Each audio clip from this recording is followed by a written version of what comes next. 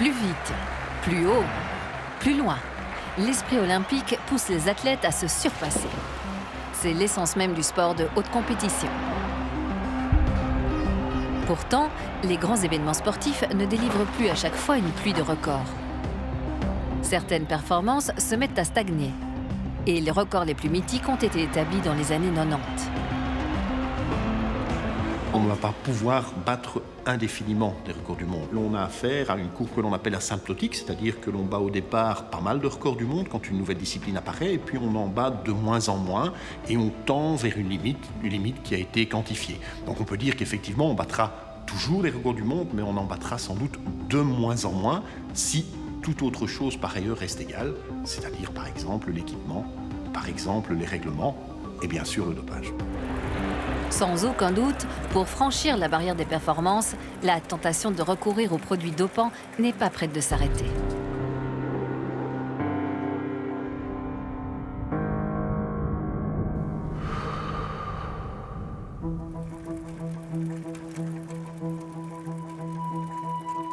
Quand on fait un exercice, et surtout un exercice de haute intensité, on va avoir besoin de beaucoup d'énergie.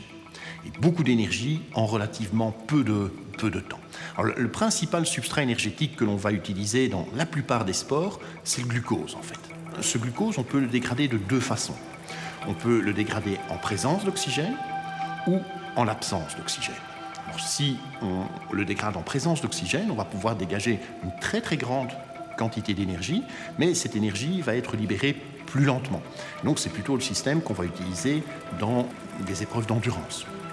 Dans l'autre système, quand on le dégrade en l'absence d'oxygène, on va produire relativement peu d'énergie, mais on va pouvoir la produire très rapidement. Et donc c'est plutôt le système que l'on va privilégier lorsqu'on fait des exercices de très haute intensité et qui sont relativement brefs. Chaque sport a donc ses propres exigences, et le dopage tient compte de ces spécificités. Lorsqu'on recherche plus de puissance, on va augmenter le volume du muscle en ayant recours par exemple à des hormones de croissance ou à des stéroïdes anabolisants. Et lorsqu'on recherche un meilleur rendement, une meilleure endurance, on va augmenter l'apport en oxygène vers le muscle en augmentant le nombre de globules rouges dans le sang, comme par exemple avec la célèbre EPO. Sport d'endurance par définition, le cyclisme est régulièrement secoué par des affaires de dopage. Une des plus retentissantes, c'est le cas Lance Armstrong. Ses 7 titres de vainqueur du Tour de France lui ont été retirés par l'Union cycliste internationale pour cause de dopage. Antoine Vaillé est un spécialiste du cyclisme. Chroniqueur pour de nombreux quotidiens, ce professeur d'éducation physique a été un des entraîneurs de la célèbre équipe Festina. Pour lui, la nature des performances d'un champion peut être évaluée de manière indiscutable en se basant sur la puissance développée par le coureur quand il pédale. Pendant 3 ans, moi, j'ai eu 25 coureurs qui faisaient partie des meilleurs coureurs mondiaux, si ce n'était les meilleurs coureurs mondiaux, que je pouvais observer et étudier par rapport à leurs capacités. Et quand ils étaient non dopés, ils pouvaient atteindre certaines limites seulement, qui étaient relativement situées autour de 400 watts dans certaines conditions. Et après des cures de dopage, sanguin notamment, ils obtenaient jusqu'à près de 10% de possibilités supplémentaires. Maintenant, tous les coureurs comparent leurs performances grâce à ces watts. C'est-à-dire, tu pousses combien de watts, c'est comme tu développes combien de chevaux. Donc ces watts, on les mesure extrêmement facilement, soit de manière directe, soit de manière indirecte. Grâce à un écran de télévision, on peut, d'un endroit à un autre, calculer sa puissance de manière extrêmement exacte et extrêmement précise. Prenons par exemple un coureur de 80 kg qui roule à 15 km/h. S'il monte une pente à 6%, il développe une puissance de 275 watts. S'il monte une pente à 8%, il développe une puissance de 350 watts. Et quand la pente est de 10%, la puissance passe à 425 watts, la limite du possible. S'il accélère à 20 km/h, sa puissance passera à 600 watts. Dans ce cas, ce n'est pas naturel. En appliquant cette méthode, Antoine Vaillé a analysé pour nous une des performances de Lance Armstrong dans l'Alpe d'Huez en 2001. Cette montée est tellement caricaturale qu'on a essayé de découper cette montée en 3 phases. Du pied de la main centrale de sa reine jusqu'au premier tiers, du premier tiers jusqu'au deuxième tiers, du deuxième tiers jusqu'au troisième tiers. On a découpé, si vous voulez, après 5h50 d'efforts, voici sur la montée, il y avait quelques niveaux de fatigue. Et on a obtenu une pente à plus de 10%. Si vous voulez, le pied de l'Alpe d'Huez est extrêmement dur. C'est là que la puissance d'Armstrong a été phénoménale, presque 600 watts. Ensuite, on a découpé l'Alpe d'Huez, qu'on a appelé l'Alpe d'Huez milieu. Donc, on a une puissance toujours pour Armstrong qui décline un petit peu, mais là, il a attaché tout le monde. Dans la puissance mutante à 460 watts, les chiffres magiques, comme le disait son docteur. Donc là, il prend beaucoup de temps et puis après, il gère juste la fin de montée qui dure 5 km 85 à une puissance de 425 watts. Mais là, si vous voulez, il est déjà 2 minutes d'avance sur Ulrich. L'affaire est terminée, il a le sourire, tout va bien. Et il peut aller dormir tranquillement dans l'attente peut-être d'une transfusion si l'étape demain est difficile, par exemple. Voilà comment ça se passe et comment ça se passait la vie du grand champion américain. Le cas Armstrong est un sommet dans les affaires de dopage. Mais ces pratiques concernent bien sûr de nombreux sports. C'est un combat permanent entre les tricheurs et ceux qui tentent de les démasquer. Jean-Pierre Castiot est un médecin contrôleur pour l'Agence mondiale antidopage. Nous allons faire un contrôle d'un match de volleyball en Division 1 en Belgique près de Liège. Nous avons été prévenus de ce contrôle il y a 2-3 jours. Nous ne sommes expressément pas prévenus trop tôt de ce contrôle pour ne pas que par inadvertance ou par distraction ou par fuite malencontreuse, on puisse en parler et que ça concerne les sportifs qui le sauraient déjà à l'avance. Donc nous recevons ça, disons, le plus tard possible. En principe, nous contrôlons tous les sports par éthique sportive pour que certains sports ne se sentent pas toujours les plus visés. Il y en a souvent cette remarque d'ailleurs, encore nous, donc on fait tous les sports. Jean-Pierre Castiot transporte avec lui un sac scellé de l'Agence mondiale antidopage qui lui permettra de faire ses prélèvements. La sélection de joueurs à contrôler se fait par tirage au sort. Donc c'est Warem contre Anvers, c'est ça, hein? Anvers, oui. Bon, le numéro 5, est-ce qu'il y en a un 5? Oui, il y en a.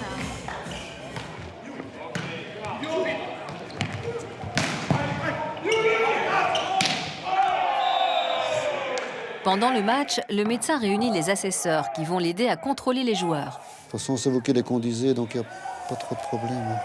À la fin de la rencontre, le contrôle peut commencer. Pour montrer comment se passe la prise d'échantillons, le joueur Sandy Barbieux a accepté de se prêter à la démonstration. Est-ce que tu es prêt pour faire ton échantillon? Oui, ça va, nu. Ok, tu viens avec moi. Tu connais la procédure? Oui. Donc tu dois faire 90 millilitres minimum. D'accord. Tu peux retirer le capuchon. Voilà, je vais le poser là. Oui, et tu fais ton échantillon. Je laisse la porte ouverte et je te regarde. C'est bon? Ça va. Maintenant, tu vas choisir un des 3 box qui restent là-bas. Voilà, tu le prends en main, oui. Tu as déjà fait ça avant? Non? Ok, alors je fais à ta place. Normalement, l'athlète doit tout faire lui-même, d'accord? Mais comme tu ne l'as jamais fait, je le fais pour toi. Voilà, donc il y a un flacon A pour analyser l'échantillon directement. Et il y a un flacon B pour éventuellement faire une contre-expertise si tu n'es pas d'accord avec les résultats de la première. Tu as toujours le droit de demander une deuxième analyse, d'accord? Donc on va les ouvrir et on va verser ton échantillon dans les 2 flacons. D'accord, ok.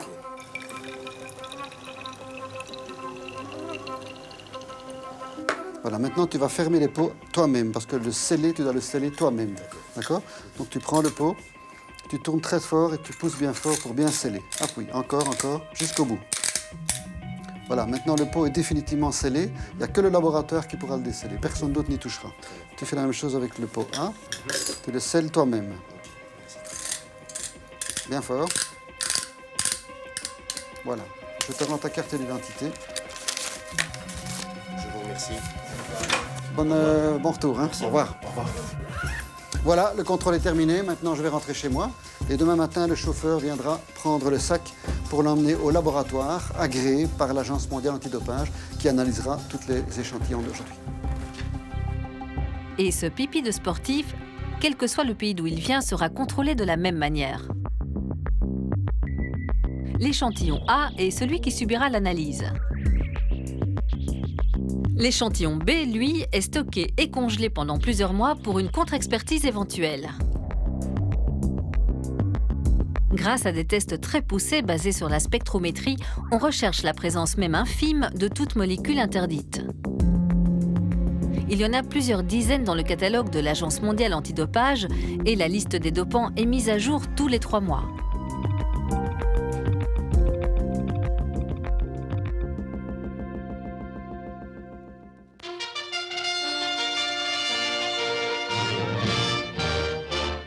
Il n'y a pas que les humains que l'on dope. Le premier sport qui a inauguré le dopage, c'est la course hippique.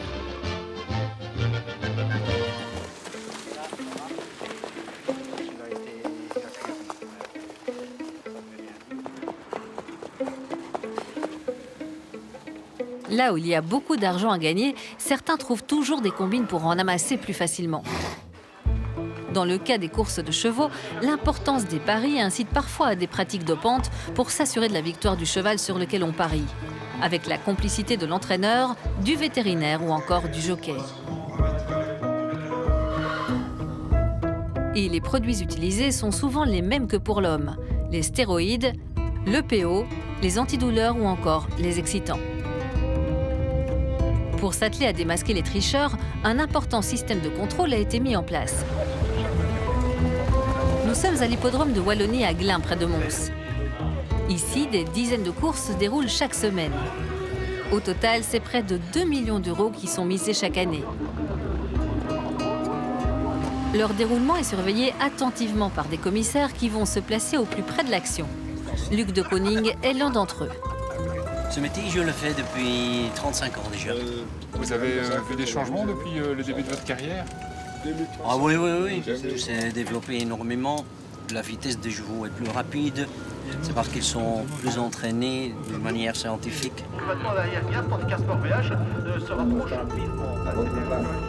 Dans le temps, les contrôles étaient minimes, mais maintenant les labos trouvent presque tout. Et puis il neemt de kop in. Ja. On se partage un peu. Quelqu'un prend la tête, l'autre le milieu et le reste. Parce qu'on ne peut pas tout voir à la fois. Un cheval suspect pour nous, c'est un cheval qui pendant des mois ne donne pas de performance et tout à coup il vient de gagner le doigt dans le nez, comme on dit ça dans le milieu. Donc ça c'est suspect naturellement. Victorieux peut-être sur le poteau, c'est fait pour Joseph Beek. V3 Las 7-2, 5-11.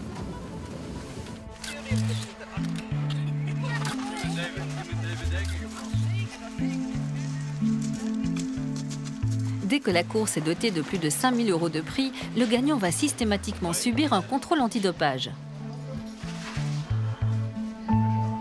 David Van Doorn est vétérinaire. C'est lui qui s'occupe de faire les prélèvements sur les chevaux. Est-ce qu'il a déjà couru? Qu'est-ce qu'il a fait? Distancé. C'est pas bien. Dès la fin de la course, le cheval gagnant est amené dans un box de contrôle. Ouais, vous le pouvez laisser en liberté. Ok.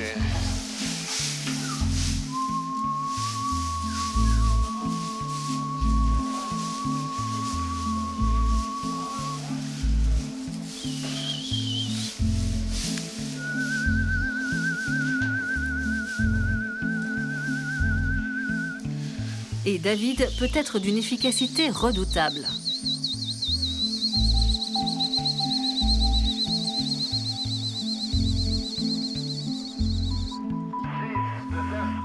Voilà, parfait. Encore un peu de sang. Mais comme certaines hormones ne se retrouvent pas dans les urines, on prélève aussi des échantillons de sang. C'est très divers. C'est des milliers de produits qu'on va rechercher. On a des anabolisants, par exemple, des antidouleurs, des excitants, des calmants. Tout qui peut avoir une influence sur les prestations. On va essayer de trouver. Pour les chevaux comme pour les humains, certaines molécules sont permises et d'autres non. Tout l'art consiste donc à améliorer les performances en restant dans la légalité.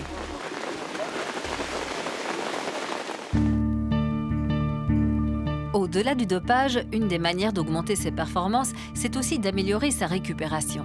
Par exemple, lors d'efforts prolongés, quand l'athlète perd beaucoup d'eau et des sels par sa sueur. Arthur de Greef va nous aider à comprendre. En tant que joueur de tennis professionnel, il collabore avec l'Université de Louvain à la mise au point d'une boisson de réhydratation personnalisée pour l'aider lors de grands tournois disputés sous la chaleur. Pour cela, on doit comprendre la manière dont il transpire. te mets le dernier capteur sur le front. Ouais. Dernière compresse sur le front. L'objectif, c'est de récolter la sueur à différents endroits du corps. Et sur base des mesures à ces différents endroits, on va établir en fait une perte totale au niveau de ton corps. Arthur va accomplir une séance d'exercice intense dans une chambre climatique qui permet de reproduire des conditions atmosphériques extrêmes. Je vais te fixer une vitesse de départ qui est 13,5 km/h, basée sur le test d'effort que tu as fait juste avant. À tout moment, tu peux changer cette vitesse. Si tu te sens bien, tu peux accélérer. Si ça va pas trop, tu peux ralentir, évidemment. Je dois être à combien de pulses, plus ou moins? Tu dois être aux alentours de 175. D'accord? Donc c'est intense. Ouais, ça va. Okay. Ça va être intense comme exercice, puisque tu vas être donc, à 13,5 km/h. Ça va monter assez haut. Et tu vas courir pendant 45 minutes. Ok, ça va. Ça va? Parfait.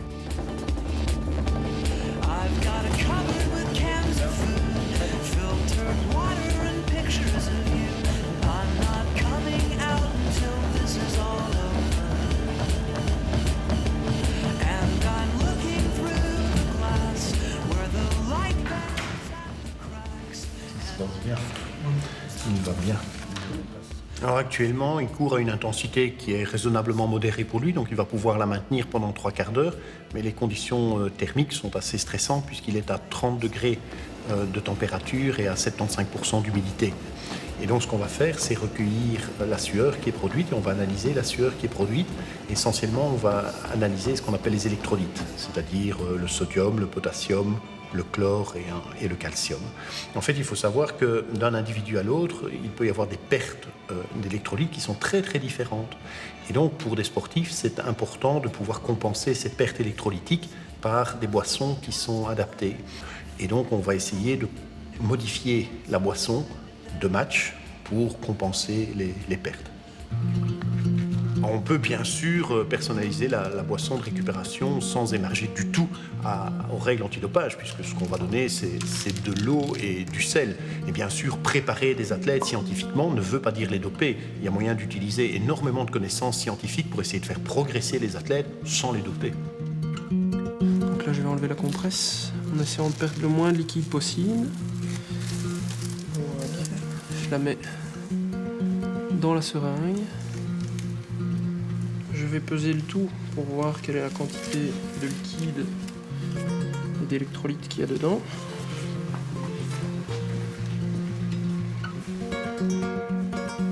Okay. Et puis je récolte la sueur après ça. Une fois analysée, cette sueur définira ce qu'Arthur devra boire pour mieux récupérer. Parfait. Voilà.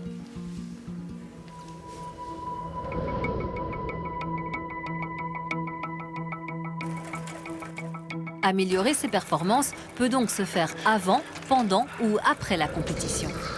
En matière de dopage, l'un des axes les plus complexes, c'est celui de la génétique. Le dopage génétique est le nouvel ennemi des autorités sportives.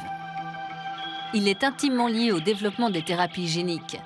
Et comme le dopage classique, il tient compte des spécificités de chaque sport. L'EPO est une hormone produite au niveau des reins qui régule la quantité de globules rouges dans le sang. On l'a vu, les sportifs à la recherche d'une meilleure endurance s'injectent de l'EPO pour augmenter l'apport d'oxygène au niveau de leurs muscles. C'est une EPO de synthèse que les instruments d'analyse détectent assez facilement lors des tests antidopage. Mais arrive sur le marché un autre procédé plus difficilement décelable. Au départ, il s'agit d'une thérapie destinée à soigner les patients en insuffisance rénale, dont le rein défaillant ne produit plus d'EPO. Le principe est le suivant. On fait un prélèvement de cellules élémentaires au niveau des hanches. Ensuite, on modifie l'ADN situé dans le noyau de ces cellules en y insérant le gène spécifique de l'EPO. Ce bloc de cellules modifiées est alors réintroduit à l'endroit du prélèvement. Résultat, le patient bénéficie d'une mini-usine à EPO qui lui permet à nouveau d'oxygéner son sang. Ce qui fait que l'individu a son flux d'EPO pour pouvoir produire les globules rouges de manière adaptée à sa vie. Donc on va se rapprocher carrément de la production endogène de l'individu. Et donc, une très grande difficulté pour affirmer qu'il pourrait y avoir un dopage par EPO si jamais il y a un mésusage de ces kits dans le sport. Un deuxième axe des recherches en thérapie génique, c'est le traitement de la myopathie, une maladie rare qui se caractérise par une faiblesse musculaire très invalidante. L'une de ces thérapies trouve son origine dans une race bovine, le blanc-bleu belge, une espèce génétiquement sélectionnée qui se caractérise par une morphologie très musclée. Elle est due à l'absence chez ces animaux d'une protéine particulière, la myostatine. Sa découverte remonte à une bonne dizaine d'années, où des chercheurs aux États-Unis se sont aperçus que lorsqu'on y bloquait par des manipulations génétiques cette myostatine, on observait une hypertrophie musculaire extrêmement importante. Sur une souris, ça donne quoi? Voilà. Et donc celle-ci, on voit très très fort que la musculature donc des pattes arrière est extrêmement importante. C'est un peu l'équivalent chez la souris de notre blanc-bleu belge. Si on veut une application chez l'homme, une application médicale, il faut pouvoir inhiber la myostatine chez un individu durant la vie postnatale. Et donc c'est l'objet de nos recherches au laboratoire où par différentes approches, différentes molécules, on peut inhiber la myostatine. L'idée de ces recherches, c'est de pouvoir régénérer les muscles atrophiés des myopathes. Mais évidemment, le risque est encore une fois de détourner ces travaux pour le dopage.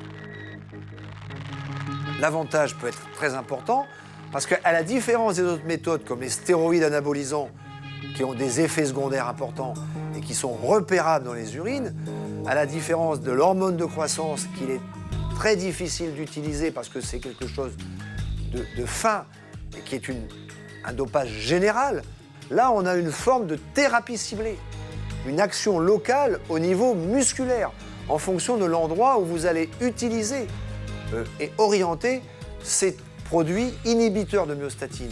Et par conséquent, vous allez pouvoir gérer quasiment un dopage sélectif. Comme pour le dopage classique, il s'agit d'un usage détourné de médicaments. Mais il est clair que le dopage génétique marque un tournant dans la quête à la performance. Comme on atteint le plateau des performances dans beaucoup de disciplines sportives, si brutalement ce plateau de performance est franchi, cela pourra vouloir dire qu'on a franchi le Rubicon en termes de dopage avancé et qu'on va donc non plus optimiser, améliorer la performance, mais transformer les barrières de l'espèce. Et donc là, c'est une autre aventure qui va commencer. Qu'il soit génétiquement modifié ou pas, l'homme par nature repousse sans arrêt ses limites. Mais le véritable progrès, n'est-ce pas simplement de mieux les connaître ?